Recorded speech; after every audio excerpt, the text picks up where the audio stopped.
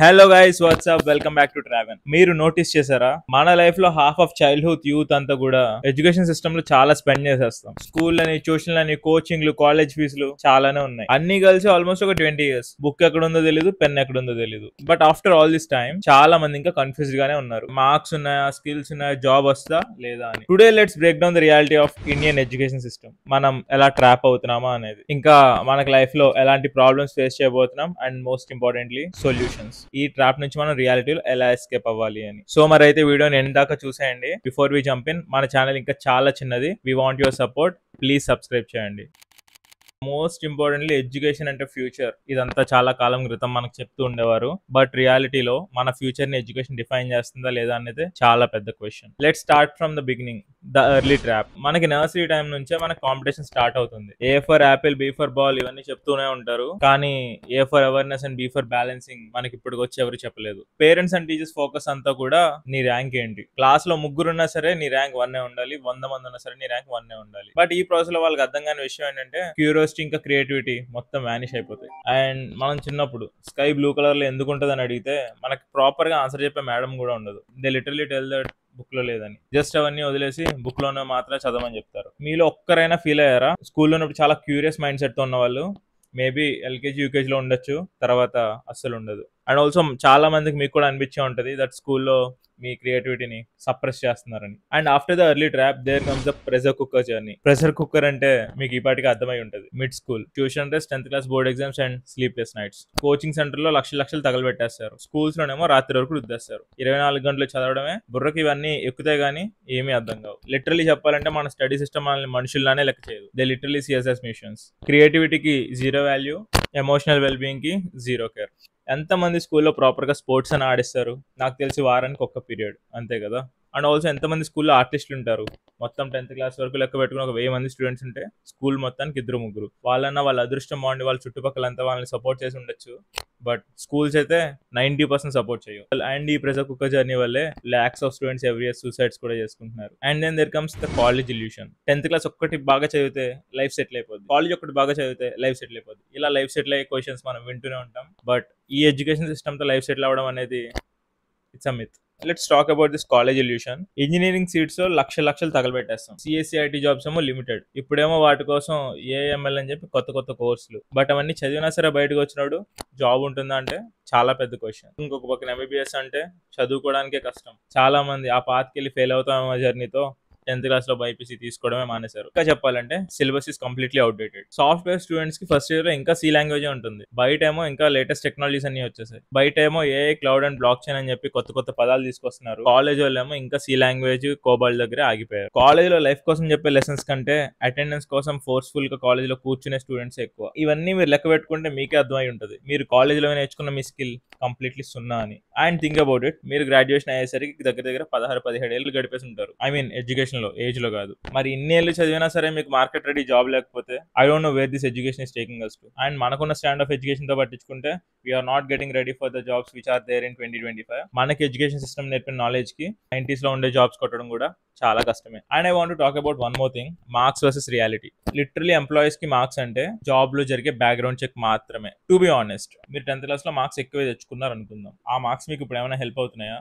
ఆర్ఎల్స్ ఇంటర్ లో, ఆర్ఎల్స్ మీ బీటెక్ లో ఆ మార్క్స్ ఉపయోగపడుతున్నాయా? జస్ట్ నువ్వు చదివే యూనివర్సిటీకి ఏమన్నా కొంచెం బ్రాండ్ ఉండొచ్చు, బట్ 60% దాటిన ప్రతి ఒక్కటి మార్క్స్ ఒకటే లెక్క. మీరు కనుక మీ డ్రీమ్ జాబ్ కొట్టాలంటే డెఫినెట్ గా number 1 communication skills and team work is top notch priority. ఎందుకంటే మీ కమ్యూనికేషన్ స్కిల్స్ ని మీరే రీప్లేస్ చేయాలి. No AI can do that. And you know, even now engineering toppers are watching random YouTube videos to learn some skills. I don't know వాడికి వచ్చిన top marks ని వాడు ఏం చేసుకున్నాడు. లిటరలీ చెప్పాలంటే మార్క్స్ అనేది మీకు ఒక డోర్ ఓపెనర్ లాంటిది. మీరు మంచి జాబ్స్ కొట్టడానికి ఒక చిన్న డోర్ ఓపెన్ చేస్తుంది. బట్ జాబ్ కొట్టాలన్నా, సర్వే అవ్వాలన్నా you definitely need skills to do that particular job. And also ఈ విషయం చెప్పండి, మీ కాలేజ్ టాపర్ వాడు అనుకున్న డ్రీమ్ జాబ్ చేస్తున్నాడా? లిటరలీ హ్యాపీగా ఉన్నాడా? మీకంటే డ్రాస్టికల్ గా మనీ అర్న్ చేస్తున్నాడా? ఇంకా చెప్పాలంటే మా కాలేజ్ లో టాపర్స్ మేమంతా కూడా ఒకే స్టాండర్డ్ ఆఫ్ లివింగ్ లో ఉన్నాం. ఈ రోజు కూడా ఒకే స్టాండర్డ్ ఆఫ్ లివింగ్ లో ఉన్నాం. అండ్ ఇప్పటి వరకు మీరు చూసిన వీడియో ఏ మాత్రమైనా మీకు రిలేటబుల్ గా అనిపిస్తే ప్లీజ్ లైక్ చేసి సబ్స్క్రైబ్ చేయండి. అండ్ ఆల్సో ఏ పాయింట్ మీకు రిలేటబుల్ గా అనిపించిందో కామెంట్ చేయండి. And now let's discuss about మన ఎడ్యుకేషన్ సిస్టమ్ ఇలా ఎందుకు తయారైంది అనేది. Let's start with the British era. వాళ్ళు లిటరల్ గా మన మైండ్ సెట్ ని ఎలా మార్చేశారంటే they want us as their clerks, not as a creator. Even now మనం దాన్నే ఫాలో అవుతున్నాం. అండ్ ఇప్పుడు జనరేషన్ కొంచెం మారుతుంది. That people are coming up with startup ideas.